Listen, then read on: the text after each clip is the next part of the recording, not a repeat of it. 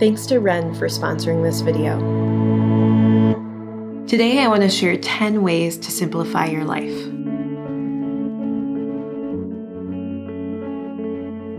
My first tip is to schedule time for doing nothing. Think about when you're on a vacation or a trip. Did you end up enjoying the parts where they were very, very planned and structured, or did you end up enjoying the part where you kind of got a little lost and found some local, incredible experience or place to go? I think scheduling in intentional time to kind of get lost in the moment and experience new things, or even act a little bit on impulse, can be really helpful in keeping you energized and motivated in life. Just schedule some time in your week to enjoy yourself and to explore interests. If you don't have the space to do that, you'll never do it. My second tip is to pull back from the thing in life that you're putting the most effort into but getting the least results. This is different from giving up on something just because you're failing at it. I do think that failing is a part of growing. Sometimes the more failures you have at something, the more likely you are to eventually succeed. But I think if there's just something in your life that you're putting a whole lot of work into,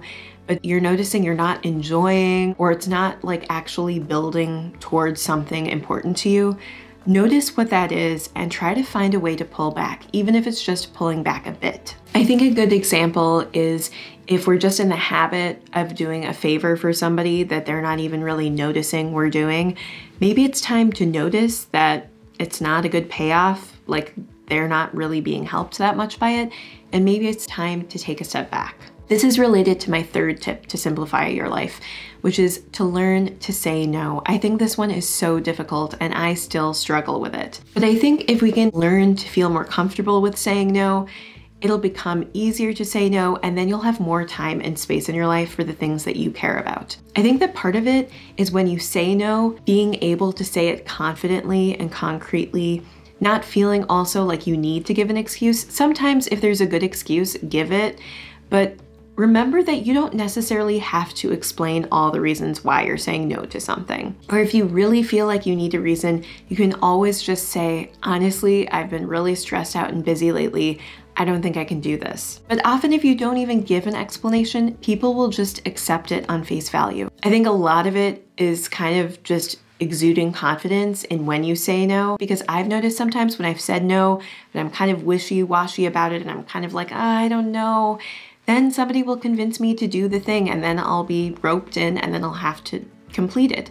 But if I just confidently say, no, I'm sorry, I can't help you with that, often people accept it much more easily than you think. My fourth tip is to identify the things that give you the most energy and do those things more. I'm really into this idea lately because I have been dealing with a few medical things that have come up, but I've really begun to know the value of finding the things that boost your energy. Sometimes it's about whether the activity or the thing piques your interest, but doing those things more end up allowing you to be more productive, to have your life be more full. And it can be something fun, or it can be something in the context of work or things you need to get done. What propels you forward and what gives you more energy? My fifth tip is to look at the problems in your life and see if you can find a simpler solution. It could be something as simple as finding easier meals to cook. Like sometimes I notice if I'm cooking, I put pressure on myself to try something new, to be really creative, or to learn a new skill in the kitchen. But sometimes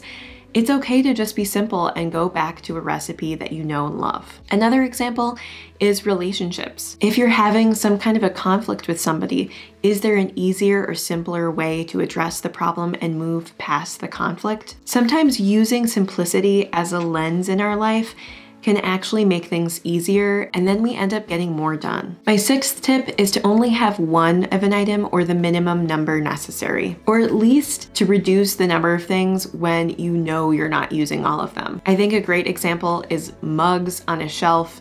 So often I have far more than I ever actually use. Taking away the spares is helpful in minimizing and making life easier on myself. Another example is hairbrushes. I only own 2 hairbrushes. Granted, I know it could be one, but I found it's really helpful to have one on the upper floor and on the main floor because I end up needing to brush my hair throughout the day. Sometimes it just gets snarly, but just having 2 and not having a bunch helps me keep track of the two that I have. It makes me value them more, and I tend to have a place for them. I know where they are rather than having a bunch that I constantly lose. I swear, when I used to have more hairbrushes, I would lose them way more often. But once I minimize them, I noticed I tend to know where they are.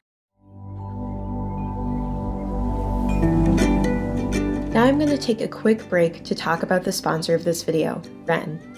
I'm excited to tell you about Ren because it's a company focused on collectively fighting against the climate crisis. Every year, billions of tons of carbon dioxide are being dumped into the atmosphere. Sometimes I get overwhelmed thinking about it, and I wonder, what impact do I have on the climate? And what can I do about it? Well, that's where Ren comes in. You just answer a few questions on your lifestyle and are able to calculate your carbon footprint. It's definitely an eye-opener, and it also gives ways for you to offset your carbon footprint, such as by contributing to projects like tech-enabled rainforest protection and community tree planting. You'll get regular updates with photos and details on every tree planted, every acre reforested, and every ton of carbon offset.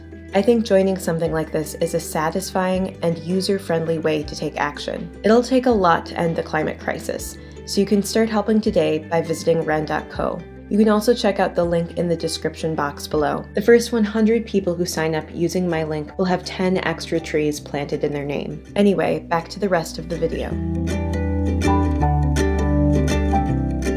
My 7th tip is to reduce multitasking. There is research that multitasking too much or doing multiple things at once ends up being too much of a cognitive load, and we end up performing worse on everything we're doing, and it slows us down. And I think in today's society, when we can always have some kind of other app up or have multiple things going on, it's easy to multitask or to convince ourselves that we're being more efficient, but usually we're really not. Create a blank slate for you to focus on the one single task at hand.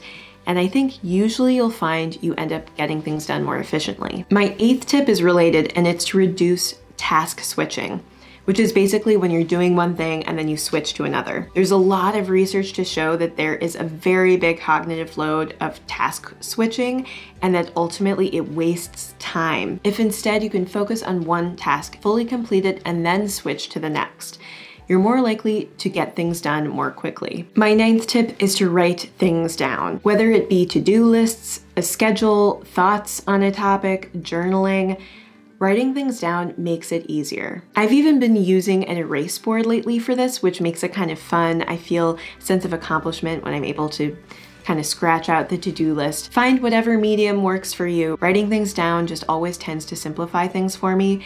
And also, I think it can help reduce stress because we externalize the thought or the to-do or whatever it is, rather than keeping it in our head. Once we write it out, it's outside of us. We don't have to literally be worrying about it quite as much. I think it's just very helpful to write things down. My 10th tip is to identify your top 3 to 5 priorities in life right now. For me, it's family, friends, self-reflection / self-improvement, my job, and my YouTube channel. Now that's kind of a lot, and I should probably kind of whittle that down, but those are just my top things right now. And I think clarifying what it is that's important to you, what it is you want to be spending more time on, can help you put that into action. I think it can help you then sit down and think about what are the next steps I can take in that area in my life and how do I get there. What I'd recommend with this though is that for each month, just pick one of these 3 to 5 things to focus on for that month, to budget more time in, to focus on improving. If we focus on too much at once, if we set too many goals for ourselves,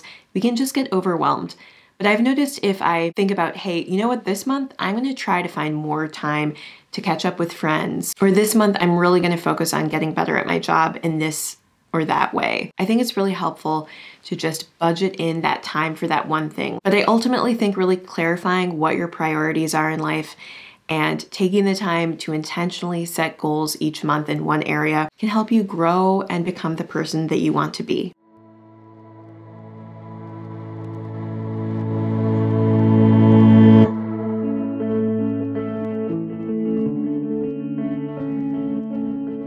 Those are just a number of things, but I definitely think that intentionally simplifying our lives can just make life easier and make it more enjoyable, as well as allow us to continue to grow and hopefully to thrive. If you ended up enjoying the video, please hit the like button below. You can subscribe below to the channel.